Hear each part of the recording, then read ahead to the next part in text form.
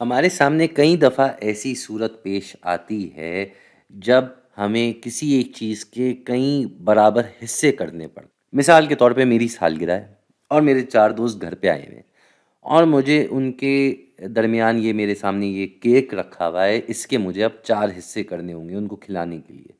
تو اس کے اب اگر میں 4 حصے کرنا چاہوں اور میں ہوں ایک انصاف پسند انسان تو میں کیا کروں گا بھائی؟ میں اس کے 4 برابر حصے کروں گا، پورے کے پورے 4 برابر حصے.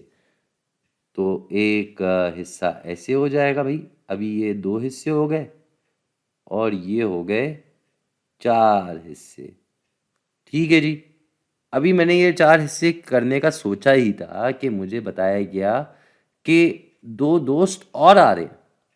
اب کیا کرنا ہوگا مجھے؟ اب مجھے اس کیک کے 6 حصے کرنے ہوں گے. تو پہلے تو اس کو 2 برابر حصوں میں کر دیتے ہیں. یہ 2 حصے ہو گئے. اب اس کے اوپر والے حصے میں ہم اس طرح 3 حصوں میں اس کو بانٹ دیں گے اور ٹھیک ایسے ہی ہم نیچے بھی اس کو 3 حصوں میں بانٹ دیں گے. میری جو ڈرائنگ ہے وہ تھوڑی سی کمزور ہے تو سمجھ لیں یہ برابر حصے ہی ہیں. یقین جانے میں انصاف پسند آدمی ہوں، برابر حصے ہی کرنا چاہ رہا ہوں. اب میں نے سوچا ہی تھا یہ کرنے کا کہ مجھے پتہ چلا کہ میرے اپنے بھائی بہن بھی تو ہیں. او ہو، تو اب تو 8 لوگ ہو گئے. 8 لوگوں کا مطلب ہوا کہ مجھے اب اس کیک کے 8 حصے کرنے پڑیں گے. اوئے ہوئے ہوئے. تو پہلے اس کو آدھا کیا، پھر یہاں سے آدھا کریں گے تو ہمارے پاس 4 حصے ہو جائیں گے.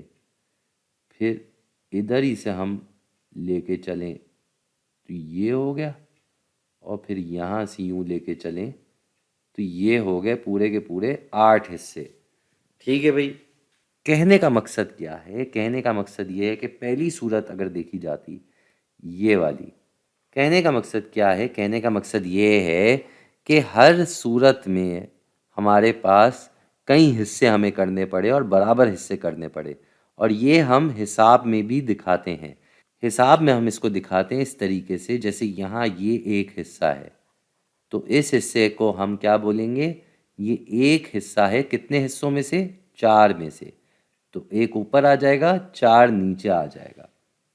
ٹھیک ایسے ہی یہاں پہ ایک حصے کی کیا نشاندہی ہوگی، کس طرح نمائندگی ہوگی اس کی حساب کی دنیا میں؟ اوپر 1 ہوگا اور کل کتنے حصے تھے؟ 1 2 3 4 5 6. تو نیچے آ جائے گا 6. اور یہاں پہ کل حصے تھے ہمارے پاس 8، اور اگر ہم ایک حصے کی بات کر رہے ہیں تو یہ کتنا ہو جائے گا؟ اوپر 1 اور نیچے 8. اس چیز کو، یہ جو اوپر نیچے اس طرح حصوں میں لکھنا ہوتا ہے، اس کو ہم کہتے ہیں کسر.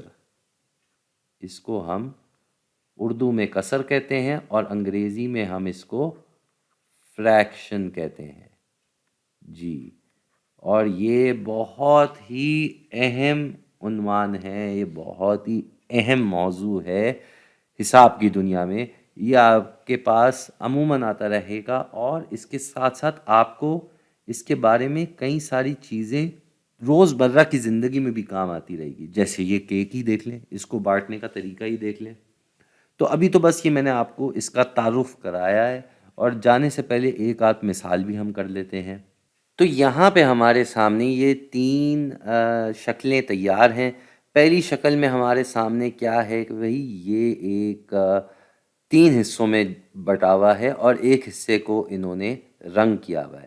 تو یہ کیا کہلایا جائے گا؟ یہ کہلایا جائے گا 1 اور نیچے آ جائے گا 3، کیونکہ ایک حصہ ہم نے کلر کیا ہوا ہے اور 3 برابر حصے تھے. ٹھیک ویسے ہی یہاں کتنے حصے تھے؟ 1 2 3 4 5، اور یہ برابر ہی دکھ رہے ہیں.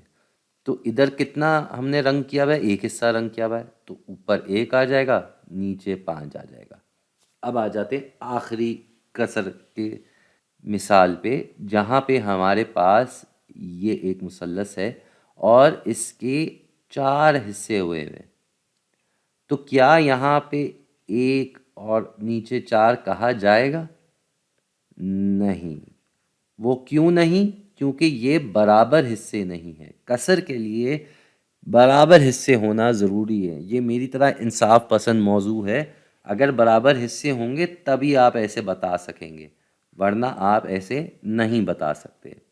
خیر، جیسے جیسے یہ ہم ویڈیو میں آگے بڑھتے رہیں گے، آگے کی ویڈیوز میں آپ کو اس کے بارے میں مزید تفصیلات میں اور بھی کئی ساری چیزیں سمجھ میں آتی رہیں گی۔ اب تک کے لیے بس یہ سمجھ لیں کہ کسر ہوتا کیا ہے۔ کسی بھی چیز کو حصوں میں بانٹ دینا، اس کو کسر میں آپ لکھ سکتے ہیں۔ اوپر وہ حصہ جس کی آپ بات کر رہے ہیں اور نیچے کل ملا کے جتنے بھی حصے ہیں۔ اوپر والے حصے کو ہم انگریزی میں نیومریٹر کہتے ہیں، نیچے والے حصے کو ہم ڈینومینیٹر کہتے ہیں۔